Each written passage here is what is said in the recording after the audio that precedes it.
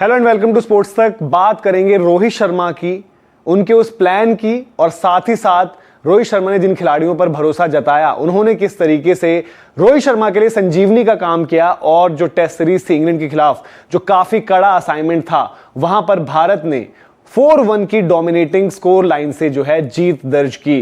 रोहित शर्मा हम सबको पता है कि कप्तानी कर रहे थे, उनके ऊपर भी सवाल थे, बल्लेबाजी से भी उस तरीके की परफॉर्मेंस नहीं थी अगर हम साउथ अफ्रीका की सीरीज देखें। और फिर जैसे ही टेस्ट सीरीज स्टार्ट हुई थी, पहला टेस्ट मैच टीम इंडिया हार जाती है। प्लेयर्स की भी अवेलेबिलिटी एक इशू बन गया था, बड़े खिलाड़ी आपके पास थे नहीं अवेलेबल, लेकिन वहीं पर रोहित शर्मा का प्लान, और उस प्लानिंग में कहीं ना कहीं राहुल द्रविड़ भी थे, अजीत अगरकर भी थे। और आपने वो तस्वीर देखी थी जो वाइजैक टेस्ट के बाद निकलकर सामने आई थी, जहां पर टेस्ट मैच भारत ने जीता, और आपको नजर आए डिस्कशंस, अजीत अगरकर, रोहित शर्मा, राहुल द्रविड़ ये लगातार चर्चा कर रहे थे। अब जैसे जैसे सीरीज आगे बढ़ी तो अब आपको समझ में आया कि इन चर्चाओं में दरअसल क्या था, कितना अहम वो एक डिस्कशन रहा जिसने शेप करा भारत का ये जबरदस्त परफॉर्मेंस। और कुछ टफ कॉल्स भी थी, जैसे श्रेयस अय्यर को ड्रॉप कर देना, जैसे कि ईशान किशन के पास कोशिश तो शायद करी गई जाने की, लेकिन फिर उसके बाद ध्रुव जुरेल का इंक्लूजन। तो एक एक चीज पर आएंगे और उन सितारों की भी बात करेंगे जिन्होंने रोहित शर्मा के लिए संजीवनी की काम करी। तो एक एक कर नजर डालते हैं परफॉर्मर्स पर। पहले आपको टॉप रन गेटर्स दिखाते हैं इस पूरी सीरीज में, और वहां पर नाम ऑब्वियसली आपको पता है कि शुरुआत वो लिस्ट होती है यशस्वी जायसवाल से। 700 प्लस रन बनाने वाले भारत की तरफ से दूसरे बल्लेबाज द ग्रेट सुनील गावस्कर के बाद, और इस सीरीज में उनका दमदार परफॉर्मेंस रहा। 712 रन बनाए। यशस्वी के लिए रोहित शर्मा ने हमेशा अपने वर्ड्स को जो है बचा कर रखा, क्योंकि उन्हें पता था सीरीज चल रही थी, और उन्होंने जब जब पूछा गया तो उन्होंने कहा मुझे अभी कुछ नहीं कहना। 712 रन बनाए यशस्वी ने। जो इंडिया टेस्ट मैच पहला हारी भी थी, वहां पर भी कंट्रीब्यूशन थी, लेकिन उसके बाद अगले 2 टेस्ट मैचेस में उन्होंने back to back double hundreds लगाई, दोहरे शतक। और बेसबॉल को उन्हीं की भाषा में पाठ पढ़ाया कि बेसबॉल खेलना कैसे है, बेसबॉल खेला कैसे जाता है भारतीय विकेटों पर। और जो तीसरे टेस्ट मैच की अगर हम बात करें राजकोट में, जहां पर उन्होंने दूसरी पारी में अपना जो शतक है उसको कन्वर्ट किया डबल हंड्रेड, वहां पर उनकी डिटर्मिनेशन नजर आई कि मुझे दूसरी पारी में भी स्कोर करने हैं। क्योंकि आपको याद आएगा पहला टेस्ट मैच स्टार्ट हुआ, पहले टेस्ट मैच की जो है पहली पारी में उनकी 80s में स्कोर आती है, दूसरी पारी में स्कोर नहीं आता, तो इंडिया हार भी जाती है। फिर दूसरा टेस्ट मैच आता है जहां पर पहले दोहरा शतक, फिर दूसरी पारी में उस तरीके की स्कोर नहीं आती, लेकिन तीसरे टेस्ट मैच में वो इंश्योर करते हैं कि नहीं, मुझे मैच की जो दूसरी इनिंग्स है उसमें भी अच्छा करना है, और डबल हंड्रेड लगाते हैं। और फिर हमने देखा कि आखिरी टेस्ट मैच में भी जिस तरीके से उन्होंने एक जबरदस्त पारी लगाई, छक्के का जो रिकॉर्ड कह लें, छक्के लगाने का, या फिर उसके साथ साथ हम देखें सबसे तेजी से जो 1000 रन पूरे करने वाले जो लिस्ट में भी उन्होंने अपना नाम वहां पर दर्ज किया। तो कमाल की परफॉर्मेंस यशस्वी की रही। और फिर रोहित शर्मा ने यशस्वी के लिए भी बाद में फाइनली आज मैच के बाद उनकी तारीफ करी, जिस तरीके से उन्होंने पूरी सीरीज खेली। और कम ही हम देखते हैं back to back double hundreds हो, और उसी तरीके की सीरीज भी कि 700 प्लस रन बनाए। तो ये तो थी बात यशस्वी जायसवाल की। अब चलते हैं एक और बल्लेबाज के पास जिनका नाम है शुभमन गिल। दूसरा टेस्ट मैच जब स्टार्ट होता है तो शायद शुभमन गिल और श्रेयस अय्यर एक ही जगह पर खड़े थे। अगर शुभमन गिल का वो दूसरी पारी में शतक नहीं आता तो हो सकता है शुभमन गिल भी टीम से ड्रॉप हो जाते, लेकिन उनकी रन टैली अगर हम देखें भारत की तरफ से, जैसे उन्होंने परफॉर्मेंस दी, अभी जो हमने आपको लिस्ट दिखाई भी थी, तो वहां पर शुभमन गिल ने भी इस सीरीज में 2 शतक लगाए हैं। एक उनका स्कोर 90 का रहा है।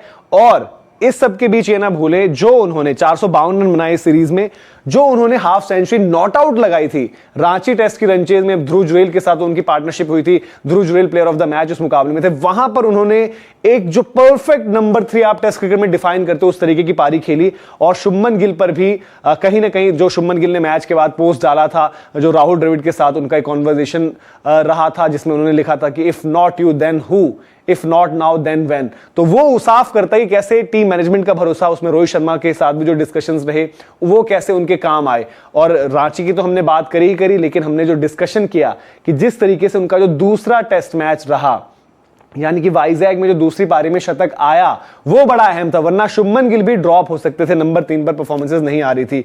तो यहां पर भी बड़ी जबरदस्त परफॉर्मेंस। अब टीम मैनेजमेंट की सोच, जो हमने अजीत अगरकर, राहुल द्रविड़, रोहित शर्मा की तस्वीर आपको दिखाई, उसके बाद अगले टेस्ट मैच में आपने क्या देखा, टीम इंडिया ने केएस भरत नहीं बल्कि ध्रुव जुरेल को चुना। और यहां पर सिलेक्टर्स को सबसे ज्यादा क्रेडिट, रोहित शर्मा को सबसे ज्यादा क्रेडिट, राहुल द्रविड़ को सबसे ज्यादा क्रेडिट कि उन्होंने इस सोच के साथ अग्री किया। राहुल द्रविड़ ने हालांकि कहा भी कि सिलेक्टर्स ने उन्हें चैलेंज किया, एक चैलेंज दिया कि हम इन लड़कों को बैक कर रहे हैं, आप खिलाएं और रिजल्ट्स भी आपको देखने को मिले। ध्रुव जुरैल ने जो हम बात करें कि जिस तरीके की पूरी टेस्ट सीरीज जा रही थी, रांची में विकेट कीपर बल्लेबाज महेंद्र सिंह धोनी का घर है जहां पर है, वहां पर जो 90 रनों की पारी खेली थी, भारत 170 पर 7 था। कुलदीप यादव की परफॉर्मेंस वहां पर आप देखें, जिस तरीके से कुलदीप यादव ने परफॉर्म किया, कुलदीप यादव की उनके साथ साझेदारी रही और उन्होंने ही वो डेफिसिट कम करी। 170 पर 7 से भारत 307 तक पहुंचा और ध्रुव जुरैल ने कमाल की बल्लेबाजी करी थी। फिर दूसरी इनिंग्स में भी उन्होंने शुभमन के साथ वो साझेदारी निभाई और उसके बदौलत जो है वो टीम इंडिया को वहां पर एक तरीके से एक हारा हुआ मैच उन्होंने जितवा दिया। जिस तरीके से हैदराबाद में ओली पोप ने एक हारा हुआ मैच इंग्लैंड को जिताया था, ध्रुव जुरैल ने वही काम किया और उस जीत ने ये इंश्योर कर लिया कि भारत अब ये सीरीज हारेगा नहीं। और ध्रुव जुरैल ने ऐसे वक्त पर जहां पर शायद ईशान किशन से थोड़ा सा टीम इंडिया कह सकते हैं कि जो भी नाराजगी रही, उसके बाद बीच में रिपोर्ट जरूर आई कि उनको अप्रोच जरूर किया गया था, लेकिन उन्होंने उस टाइम बोला कि वो तैयार नहीं थे। लेकिन जिसे हम कहते हैं कि जब आपको मौका मिलता है आपको भुनाना भी पड़ता है, तो केएस भरत की भी बल्लेबाजी से उस तरीके की फॉर्म नहीं थी और यहां पर ध्रुव जुरैल ने जो परफॉर्म किया और वहीं पर आपको याद होगा कि वो तमाम डिस्कशंस निकल कर आए कि किस तरीके से ये आगे चलकर बतौर बल्लेबाज भी खेल सकते हैं। और शतक जरूर उन्होंने मिस किया, लेकिन प्लेयर ऑफ द मैच रहे और उस जीत में बहुत इंपॉर्टेंट रोल उन्होंने निभाया था। अब आते हैं आगे, धीरे धीरे इस कड़ी में अगर आगे जाएंगे तो वहां पर एक नाम आपको और आएगा याद, और वो नाम था कुलदीप यादव का। आई थिंक सबसे ज्यादा कह सकते हैं आपकी उन्होंने जो परफॉर्मेंस दी, सबसे ज्यादा काबिल तारीफ उन्हीं की परफॉर्मेंस रही। पहला टेस्ट मैच स्टार्ट नहीं करते हैं, जडेजा की चोट जब लगती है तो तब उनको मौका मिलता है। फिर उसके बाद उनके लिए भी जो कह सकते हैं गेम चेंजिंग जो मोमेंट आई वो तीसरे टेस्ट में मैच में आई, राजकोट टेस्ट में, जहां पर इंग्लैंड ने बड़ी जबरदस्त शुरुआत दी थी। 207 पर 2 बेन डकेट बल्लेबाजी कर रहे थे, आक्रामक रुख अपनाया हुआ था। वहां पर तीसरे दिन जो कुलदीप यादव ने स्पेल डाला, जहां पर आपके रविचंद्रन अश्विन अवेलेबल नहीं थे, वो टीम मैनेजमेंट का भरोसा, रोहित शर्मा ने उनके ऊपर ही बात करी कि लगातार उनके साथ कॉन्वर्सेशंस होते रहते थे और जब जब थोड़ा सा उनका लो फेज आया उनसे बातचीत करके, और उन्होंने जो इंप्रूवमेंट दिखाई है, कुलदीप यादव को भी हम कह सकते हैं कि उनके लिए तालियां बनती हैं। जिस तरीके से उन्होंने अपना वापस टेस्ट क्रिकेट में बताया कि क्यों वो इतने बड़े मैच विनर हैं, और आप देख भी रहे होंगे कि इस तरीके से विकेट्स उन्होंने ली थी।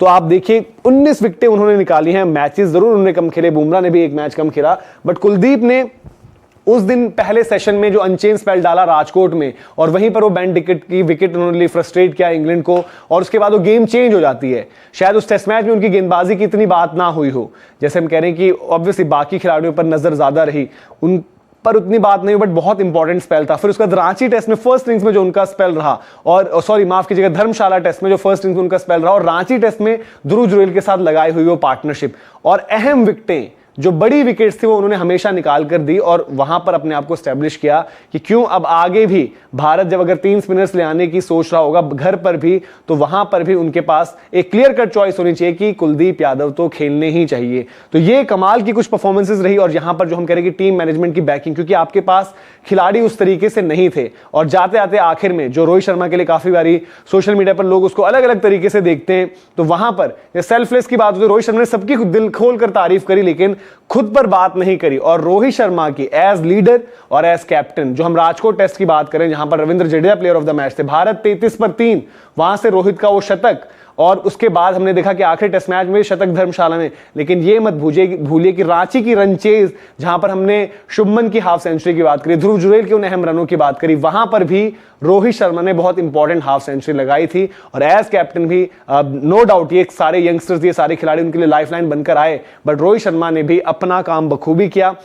और जहां पर उन पर सवाल खड़े हो रहे थे, जेफरी बॉयकॉट ने यह तक कह दिया था कि रोहित शर्मा खत्म हो चुके हैं, उनकी उम्र देखिए, छोटे मोटे कैमियोस खेल लेते हैं, क्या ही उन्होंने किया है घर पर। तो रोहित शर्मा ने बताया कि उनकी अभी भी वर्थ क्या है एज कैप्टन, एज बैटर। तो ये पूरा एक सीरीज रिपोर्ट कार्ड था कि कैसे जो मास्टर प्लान काम आया टीम इंडिया के थिंक टैंक का, अजीत अगरकर, रोहित शर्मा, राहुल द्रविड़, सारे के सारे सेलेक्टर्स, कोचेस का, वो किस तरीके से काम किया, और बेसबॉल को कैसे भारत ने जो है ध्वस्त कर दिया। अब यहां से बेसबॉल के ऊपर चैलेंज है कि वो कैसे वापस खड़े होते हैं, और टीम इंडिया के पास चैलेंज ये है कि इस कंसिस्टेंसी को आगे बरकरार रखना है। WTC फाइनल नजर आ रहा है आपको कि फाइनल में जगह होगी, और इस बार यही इंश्योर करना है कि व्हाइट्स में भी जो WTC हम फाइनल बस पहुंच रहे हैं और हार जा रहे हैं, उसको भी जीत में कन्वर्ट करना है। तो ये पूरी की पूरी अपडेट थी, पूरी की पूरी इंफॉर्मेशन थी इंडिया की सीरीज विन पर 4-1। आप बताइए कि इसके अलावा अगर आपको कोई और प्लेयर, कोई और परफॉर्मेंस और ज्यादा लगी हो। नो डाउट बुमराह भी वहां पर है, बुमराह ने जैसे खेला, सरफराज का एक डेब्यू हुआ, सरफराज के डेब्यू पर बात हुई, आकाशदीप का डेब्यू, तो वो सब तो थी, लेकिन ये कुछ ऐसे प्लेयर्स रहे, कुछ ऐसे परफॉर्मेंस फेमस रहे,